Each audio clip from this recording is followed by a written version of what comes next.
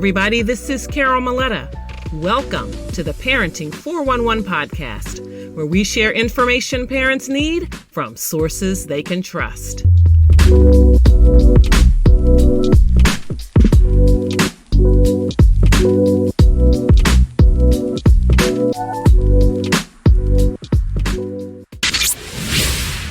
Ever step outside and the weather just changed on you?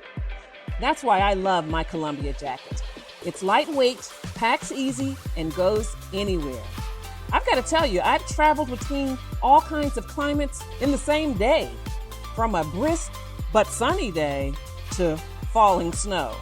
Columbia's tech features like OmniHeat Infinity make sure I'm ready for anything. Seriously, it's engineered for whatever adventure comes next. As we sit here today, surrounded by the hum of technology that has become the backdrop of our lives, I'm here to share a simple truth. In a world that's constantly connected, finding your own rhythm of wellness is essential. I'm Carol Maletta, CEO of the Parenting 411, a parent resource hub where I deliver information parents need from sources they can trust. I'm also a fellow traveler through the complexities of modern motherhood with twin sons of my own. In this ever-evolving landscape, I give parents tools and strategies to courageously connect with their children, confidently teach them skills for life, and consciously tap into the joy of the parenting journey.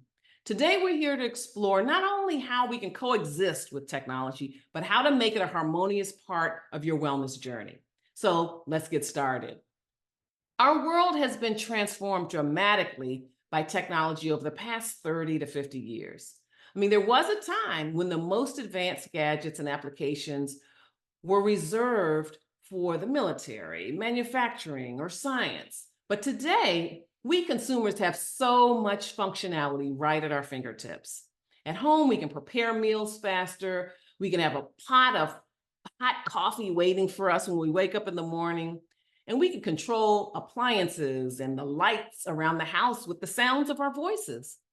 But all of this can be overwhelming for some.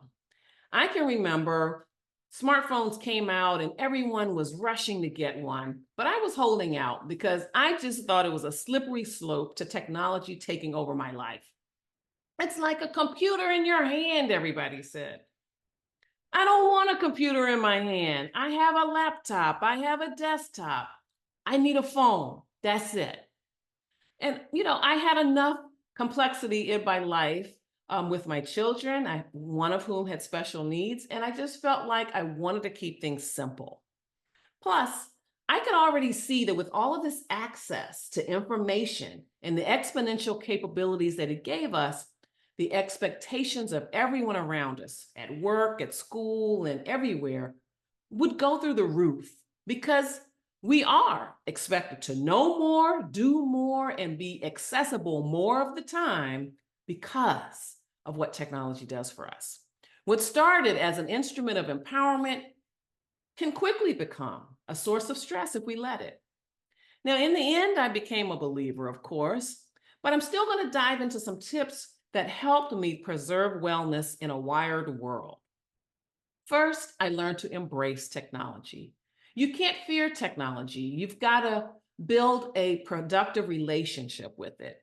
And as I teach parents that I work with, technology is a tool. It can be a teacher. Sometimes it's a toy, but it should never be a tyrant. Let technology in only if it's going to help you. Since it's here, find ways to use it, if possible, to make your life easier. For busy parents, it can be very convenient to keep track of everyone's schedule electronically, for example. Now, I know some of us still like hard copy, but you can use an online calendar to complement that. You can use Cozy Family Organizer or Google Calendar so that everyone in your family knows where everybody else is until you all get home together again. When my children were in different schools, playing sports and other activities, integrating all of the calendars kept me from being surprised when, say, a teacher workday popped up. And for me, no surprises meant no stress. And, there's so many life functions that you can track electronically, like your child's progress at school, their activities, your fitness goals, your finances, and so much more. But the important thing is that you only use technology for what you want it to do. Make sure that it serves as a tool, as a teacher, or as a toy. I remember when they started selling the video players in the cars, everybody rushed out to get those too, to keep the kiddos entertained and quiet in the car. I refused. Even on long trips, I had games planned. We listened to audiobooks, and guess what else? We talked. I strongly resisted because I wanted engagement and connection and not isolation in my family. Remember, if you can accomplish your goals better offline, then keep it offline for your peace of mind. Next, you have to set the rules of engagement. I read somewhere that 40% of parents with school-aged children say their children spend too much time on technology.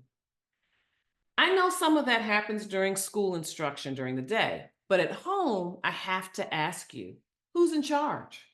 It all starts with you. Establish boundaries for yourself and your family about when, where, and how technology is going to be used. Make sure everybody knows the tech-free zones like mealtime, bedtime, family time.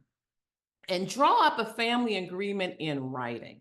Discuss and practice digital safety. And make sure that family privacy is preserved by all family members. And take full advantage of technology to protect your home network with firewalls and such. Now, with all of the practices I just mentioned, next, you've got to be accountable to yourself and a role model to your family. Your online activity should match your real world values. Be mindful of what you consume. Do not be sucked in by toxic content that disrupts your mind and spirit.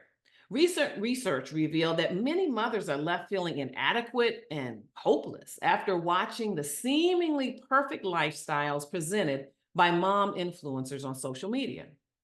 If you aren't being helped, if you aren't being taught something useful or pleasantly entertained, shut it down. Consistently unplug and make time to be present, both with yourself and with your family. Shut down your devices an hour before you head to bed, and dock your devices in a central place outside of the bedroom to avoid distraction when you should be getting a good night's sleep. According to home.com, sleeping with your phones next to your bed can expose you to low levels of radiation and can cause disrupted sleep due to sounds and flashing lights from notifications. Last on the list is balance. Intentionally schedule time throughout your week for activities that don't involve screens.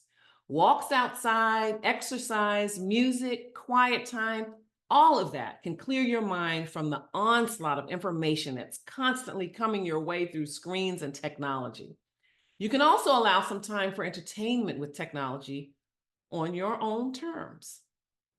Finally, look for ways to channel some of the activities you enjoy online into real-life activities. Go see a play instead of watching a movie. Go to a museum where you can enjoy art close up.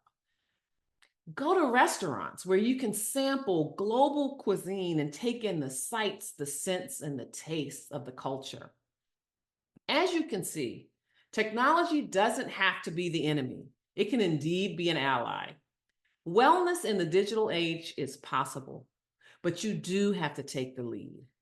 Nigerian beauty mogul Tarafel Duratoy says life never gives you what you deserve, but what you decided. Decide if technology will help you attain peace in mind, body, and spirit, and leverage it on your own terms. We bring you this episode for the purpose of information and entertainment only. It is not the intent or purpose of the Parenting 411 podcast or Carol Maletta to provide an exhaustive reference or guide on all aspects of parenting, childcare, and family life. You are strongly encouraged to read all available information, consult medical or other appropriate professionals, and pursue all reasonable means to learn as much as possible about parenting to complement what you gain here, and then tailor the information to meet your individual needs. Yes, parenting is a serious matter, though it is not an exact science.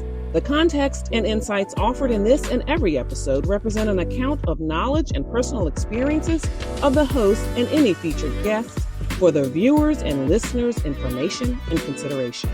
The host and guests do not guarantee to our viewers or listeners any specific parenting outcomes from this episode or taking actions described here.